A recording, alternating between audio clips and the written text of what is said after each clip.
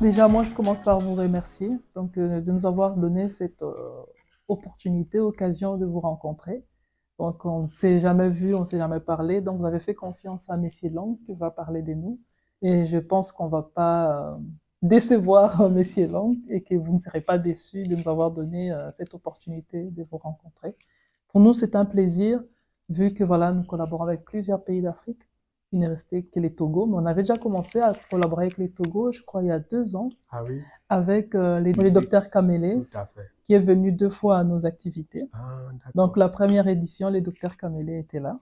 Voilà. Et donc, voilà. Après, je me suis dit, mais il faut qu'il y ait une continuité, parce qu'il était venu juste pour observer, voir, il a apprécié, mais après, il n'y a plus eu grand-chose. Alors, je me suis dit, la collaboration ne s'arrête pas juste à assister à une conférence, on doit expliquer qui nous sommes, qu'est-ce que nous faisons, Voilà. et qu'est-ce que nous pourrons apporter au Togo, et comment on pourrait mettre en place cette collaboration et pérenniser voilà, un partenariat dans ce que nous faisons déjà. Donc, j'ai jamais été au Togo, mais j'aime bien le Togo parce que j'ai aussi plusieurs ambassadrices Crédassure qui sont au Togo, parce que nous avons un réseau des entrepreneurs qui viennent un peu de partout. C'est ça. Donc, c'est un peu ça. Donc, les buts de cette rencontre, c'était premièrement faire votre connaissance, vous rencontrer, venir chez vous, ici en Belgique, et vous présenter aussi les initiatives que nous avons dans quelques mois par rapport au grand forum que nous organisons. Donc, Le voilà. forum, c'est où ça doit se tenir? C'est en septembre au Résidence Palace, donc du 25 au 27 septembre. Donc, c'est 3 journées. La première journée au Parlement européen. La deuxième journée, c'est au Résidence Palace avec plusieurs panels d'intervention de plusieurs experts.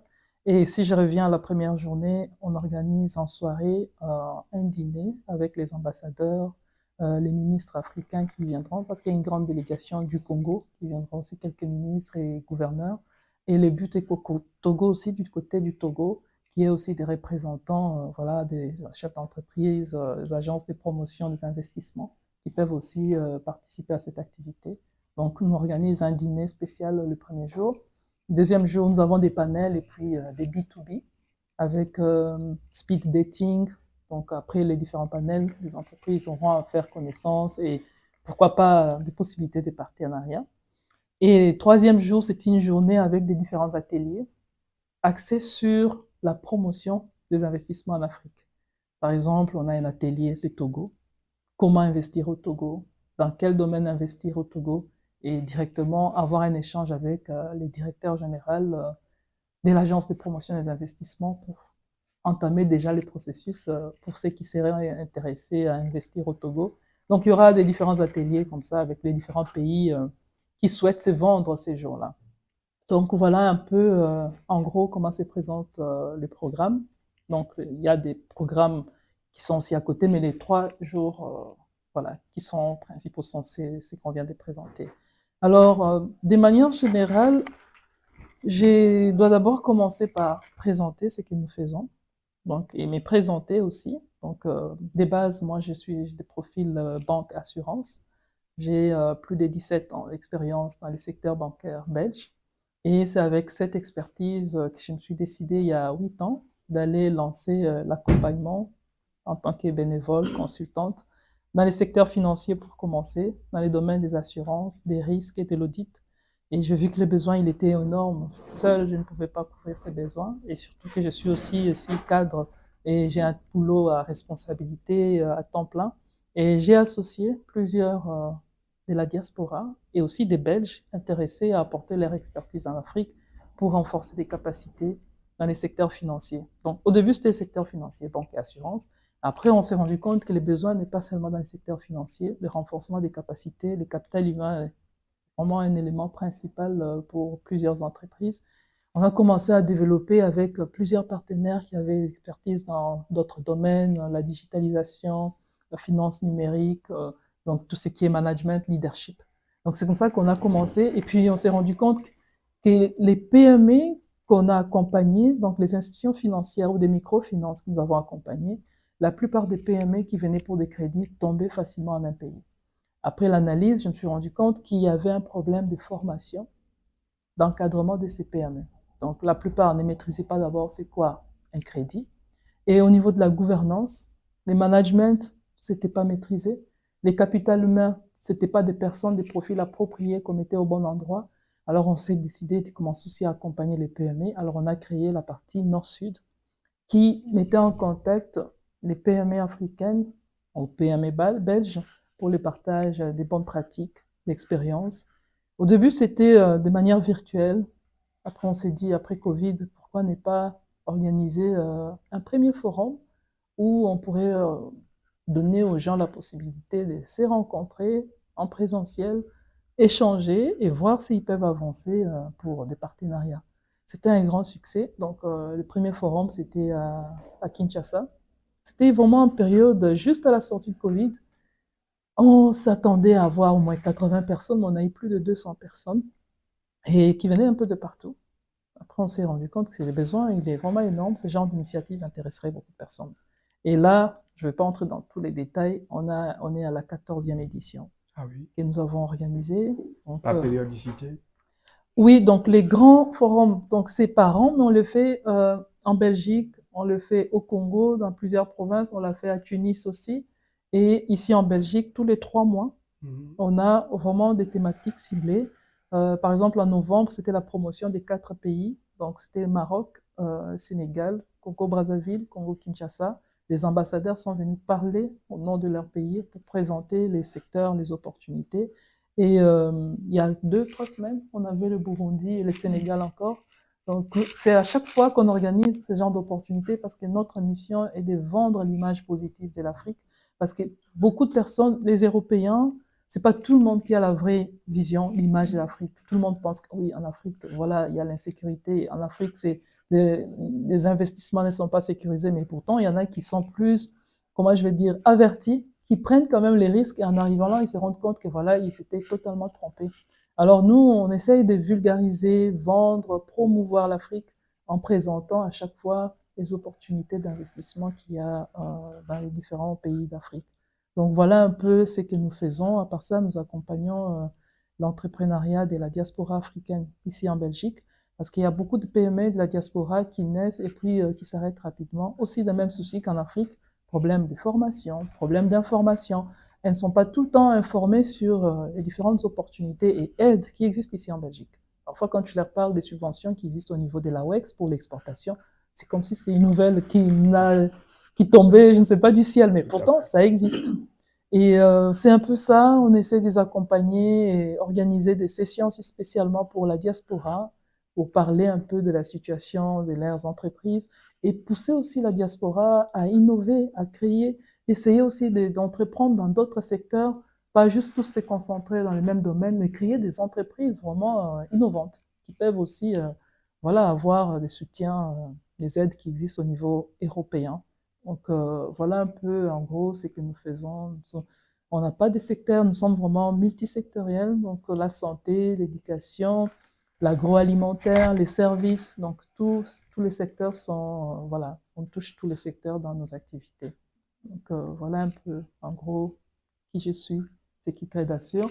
Et là, je suis accompagnée Madame Angélique, qui est déjà premièrement ambassadrice de Crédassure ici en Belgique, et aussi elle est ma collaboratrice rapprochée donc, dans le cadre du comité exécutif de Crédassure.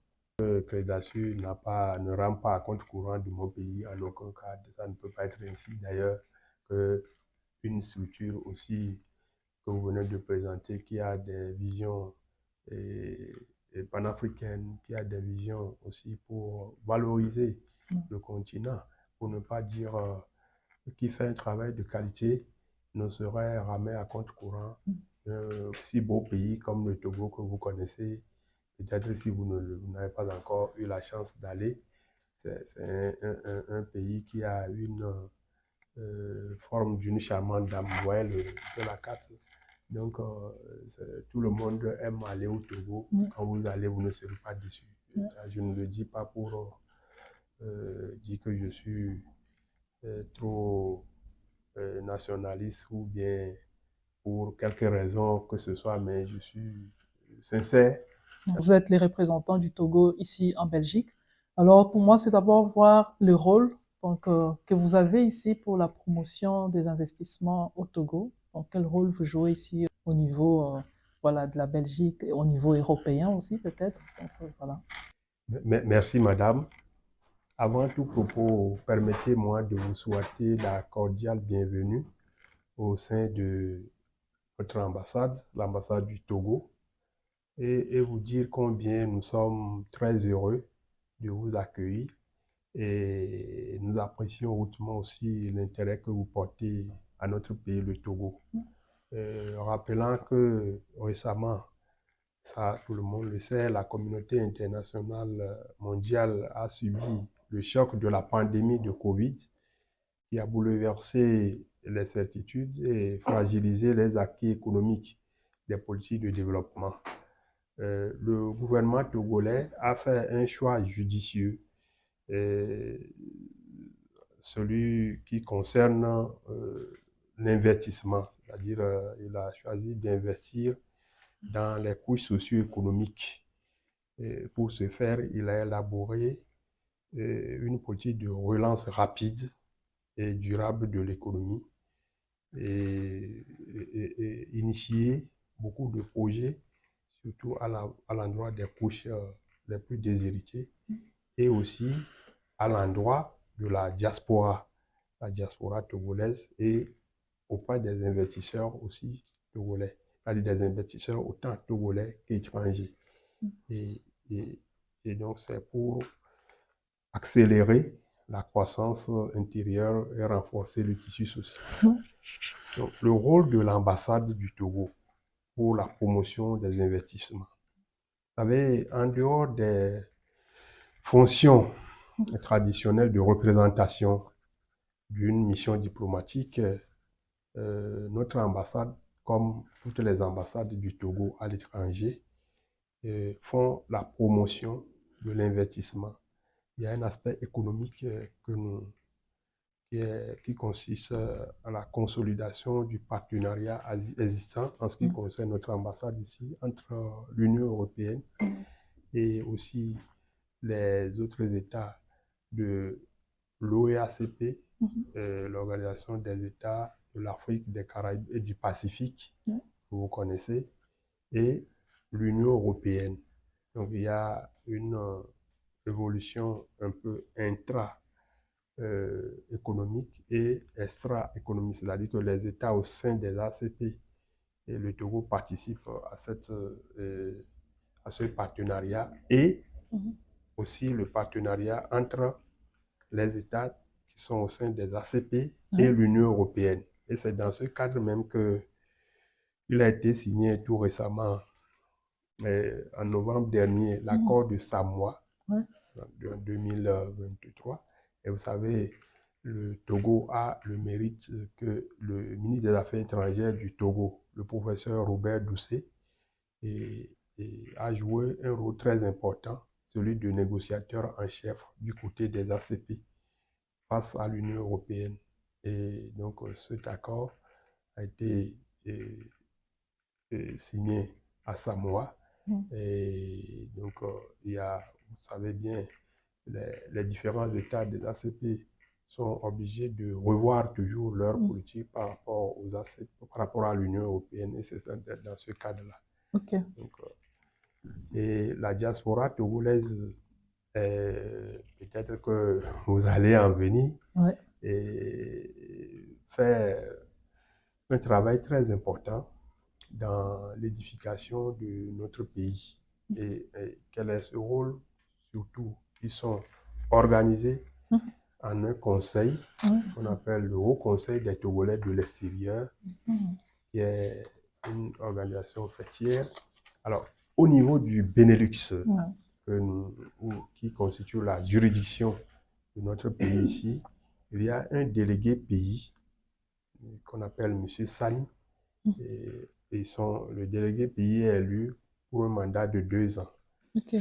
Son rôle, c'est de renforcer cette coopération avec, bien sûr, en étant toujours en collaboration avec l'ambassade, et essayer de fédérer les énergies des Togolais qui veulent investir au Togo, et avec des facilités aussi qui leur sont accordées à travers le guichet unique de la diaspora. Et il y a une maison aussi de la diaspora. Ici, en Belgique? Au Togo. Au Togo. Ah oui. Et aussi, même s'ils ont des difficultés par rapport à leurs documents, puisqu'il y a des binationaux, et pour les visas, pour ceci, cela, l'ambassade accompagne avec un rôle qui est tout à fait pédagogique, celui de les rassurer qu'au-delà de tout, toute personne qui va au Togo pour y investir a toujours un bon répondant à partir de l'ambassade avec des informations. Et arrivé au Togo, il y a la maison de la diaspora, il y a le guichet unique, il y a tout ce qu'il faut pour faciliter. Donc, juste une question. Donc, le guichet unique de la diaspora au Togo, donc c'est vraiment un service qui est dédié, réservé à la diaspora qui veut investir au Togo. Oui. Aussi, il y a dans le mécanisme, dans le mécanisme de l'investissement au Togo, il y a aussi des facilités qui sont pratiquement similaires à ce guichet unique. Et donc, ça permet de faciliter, d'accélérer les formalités pour investir au Togo.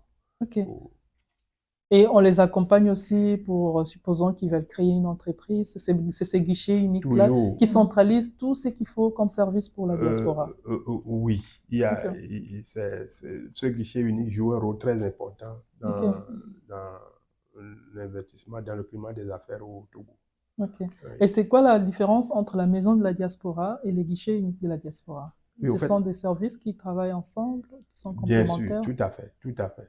C'est ça, c'est-à-dire que c'est des services qui travaillent ensemble, puisque la maison, au niveau de la maison, on vous accueille. Et maintenant, si vous voulez investir, bon, vous bénéficiez des aspects du guichet unique. Bon, mais c'est intéressant. Et au niveau de la diaspora ici, donc en Belgique et le Benelux, est-ce que vous avez, vous avez parlé du représentant, le Haut Conseil de la diaspora togolaise.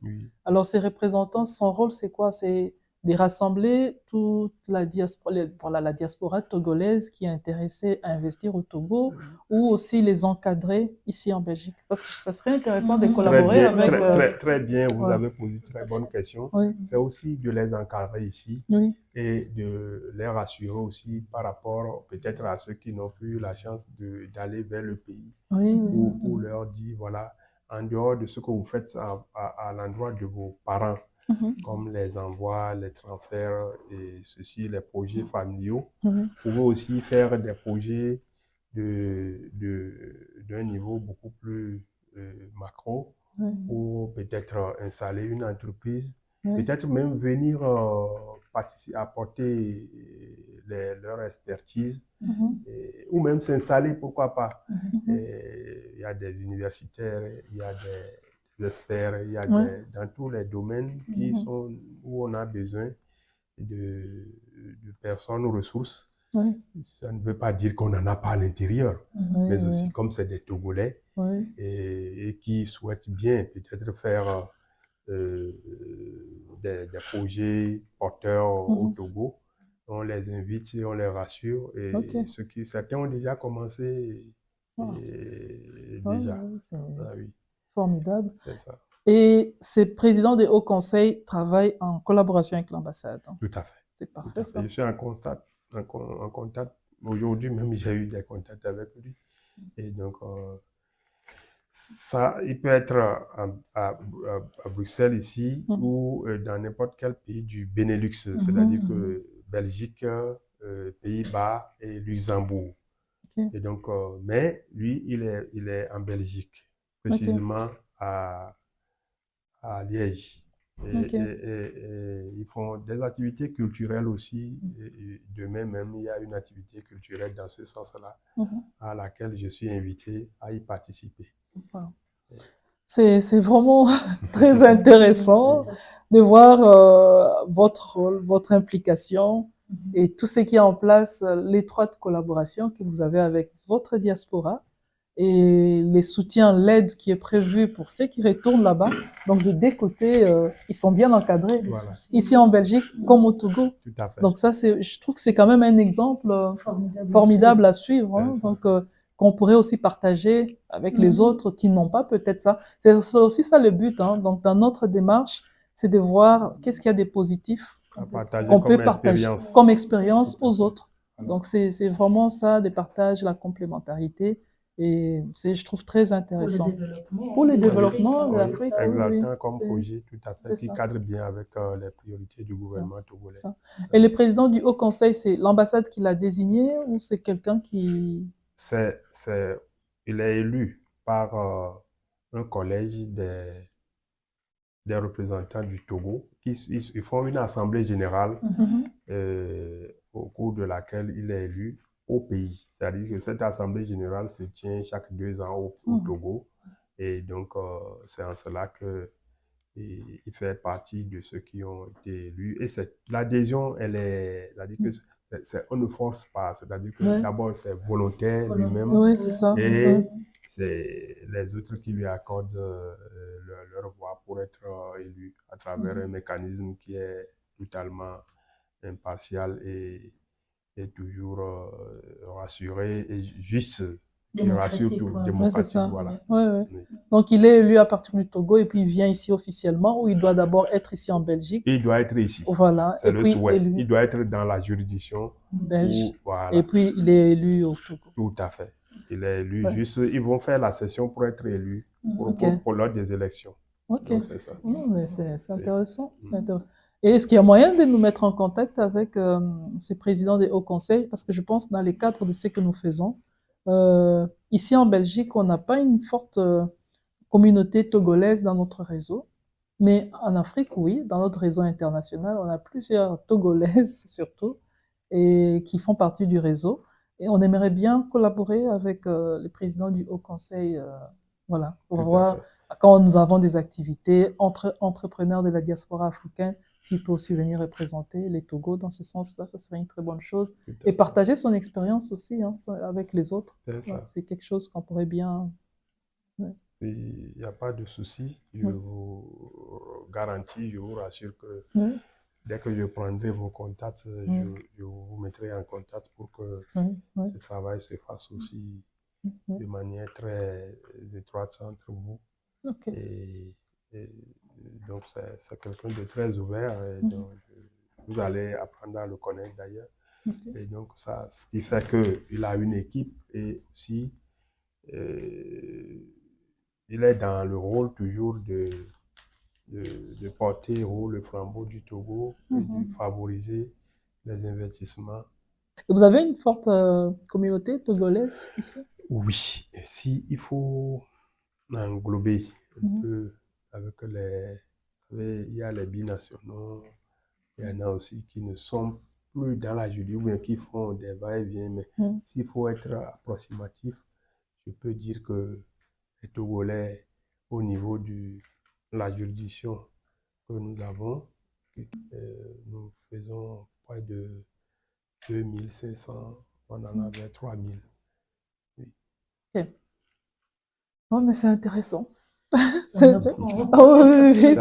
varie souvent le chiffre parce que vous savez, c'est pas statique. Vu qu'il y a des arrivées, des départs. C'est ça, voilà. Et ceux qui, et ceux qui ne s'enregistrent pas aussi. Voilà ça aussi. Voilà ça aussi. Et puis, le service consulaire leur réserve un accueil toujours et comme vous avez vu, très chaleureux par Oui. rapport à ceux qui viennent renouveler les Oui, passeports. oui, ça. Le renouvellement du passeport, ça se fait Oui. toujours ici pour Ok. ceux qui viennent pour renouveler leur passeport, qui viennent pour établir les cartes consulaires Oui. et aussi les visas avant. Bon, ça, tout se faisait ici, mais si il y a en dehors des Togolais, les binationaux qui veulent faire un visa d'entrée au Togo, ils peuvent leur donner un peu les coups de main en conseil pour voir. Comme ça se fait en ligne. Ils ont des blocages, le service consulaire est là pour le faire dans ce sens-là. Donc les passeports ne durent pas, on envoie et à peine 3 semaines, le passeport revient par DHL à l'aller comme au retour et c'est distribué. C'est-à-dire qu'il y a le réseau de distribution qui se fait à l'endroit des concernés, même ceux qui ne sont pas à Bruxelles. Et par les informations, des coups de fil, ils viennent ou bien on leur envoie. Ça dépend aussi des modalités. Tout participe à faciliter l'obtention des documents aux compatriotes de la diaspora. La troisième question, c'était sur la relation avec les agences de promotion des investissements. Voilà, est-ce que vous avez des relations rapprochées avec ces agences? Donc, d'ailleurs, on a déjà même fait un courrier à l'agence de promotion des investissements au Togo, les invitant à participer à ces forums. Mais je pense qu'on vous enverra une copie parce que je pense que ça serait encore plus officiel si c'est vous qui les contactez parce que là, ils ne nous connaissent pas, ils vont se dire, voilà, il y a une structure qui nous a invités, mais c'est qui cette structure? Et si ça vient de l'ambassade, il y a plus de crédibilité. Donc, je vais vous renvoyer ces courriers pour transmettre au Togo et les entreprises togolaises qui sont intéressées à venir à cette rencontre, elles sont les bienvenues et nous sommes impatientes, voilà, de les avoir parmi nos invités et participants du forum. Évidemment, vous l'avez déjà, vous nous devancez d'ailleurs, nous sommes en très parfaite collaboration avec toute une structure du Togo qui fait la promotion de l'investissement, dont l'agence de promotion des investissements dont vous venez de parler. Et à ce titre, l'idée, c'est toujours de, de rassurer et de mettre en confiance les investisseurs et pour que lorsqu'ils viennent, ils sont sûrs qu'ils ne se sont pas perdus, ils ne sont pas trompés de chemin et qu'ils trouvent toujours du répondant dans les différents secteurs où ils sont appelés à travailler. Et donc, il y a un ministère en charge des investissements. En dehors de ça, il y a d'autres structures, peut-être même aussi la Chambre du commerce. Il y a l'agence des investissements, en charge des investissements. Et toujours l'idée, c'est d'améliorer et de partager les expériences. C'est pour ça que parfois même, il y a des voyages des hommes d'affaires togolais à l'étranger pour faire la promotion et rassurer. Et donc, ma petite question, c'est de savoir quelles sont, ou bien, comment vous avez commencé et avec quelles ressources? Bonne question. Très bonne question. Alors, comment j'ai commencé? Moi, je suis cadre, donc dans une banque ici belge. J'ai commencé presque, je peux dire en aventure, hein, donc en tant que bénévole. J'ai commencé au Congo parce que c'est le pays que je maîtrisais mieux. C'est là que j'ai commencé avec mes fonds propres. République du Congo. En République démocratique du Congo. Avec mes fonds propres. C'est comme ça que j'ai commencé. Et je dois vous assurer que tout ce que je fais là, je n'ai pas une subvention quelque part. Du encore, félicitations, tous nos compliments. On peut vous dire que vous êtes sur la bonne voie pour ne pas dire que vous avez réussi et vous êtes appelé à réussir davantage. Encore de la gente féminine, parce que pour la petite discrétion, on m'appelait papa de fille parce que j'ai 3 filles et que je lutte pour qu'elles deviennent battantes comme vous. Je prie pour que vous allez toujours de l'avant pour servir d'exemple et servir aussi de femmes pionnières en Afrique où nous avons toujours, comme vous le savez bien, beaucoup ont peur d'aller dans le domaine de l'entrepreneuriat, dans le domaine de la politique, dans le domaine des activités qu'on réservait à tort aux hommes. Et donc, comme je l'ai dit, le domaine d'investissement porté par une femme rassure d'autant plus. Je ne dis pas que les hommes sont mauvais économistes ou mauvais investisseurs ou tout cela, mais lorsqu'on veut souvent donner la caisse d'une structure à garder, on pense d'abord aux femmes prioritairement. Et cela ne veut pas dire que les hommes sont des détourneurs ou bien des gens qui ne savent pas gérer les caisses, mais comme je suis avec une femme qui vraiment sait là où tenir, là où mettre le pied pour être au niveau où vous êtes, cela servirait d'exemple pour nos sœurs qui sont toujours hésitantes à aller sur des terrains où on a toujours cette peur que les femmes, on est frileux à faire confiance aux femmes, comme je venais d'énumérer les différents domaines qui sont naguère réservés aux hommes, comme l'armée, la politique, et surtout, je voudrais dire, de l'Afrique, l'Afrique surtout. Et donc, ce qui fait que aujourd'hui, on n'a plus cette crainte, et c'est vaincu, et ça doit toujours aller de l'avant. Et sans faire la promotion du genre. Et soyez rassurés aussi que les Togolais ou les Togolaises sont toujours battants, et sont confiants comme vous. Et n'hésitez pas toujours à avoir à orienter ce que vous pouvez vers le Togo et vous ne serez pas déçus. Ouais. Ça sera avec plaisir. Ça sera avec plaisir. J'ai presque, je vais pas dire presque, plus que ce que j'attendais comme réponse. Et je trouve que c'était un entretien qui en valait la peine. Et je suis très satisfaite. J'ai découvert des choses agréables et qui pousseraient encore les gens à investir. Et moi-même, ça augmente ma curiosité pour les Togo. Et c'est pas la première, je pense. Et qu'on va pérenniser cette collaboration. Et nous serons ravis de vous compter parmi nos invités des marques. Avec plaisir. Au forum qui aura lieu en septembre.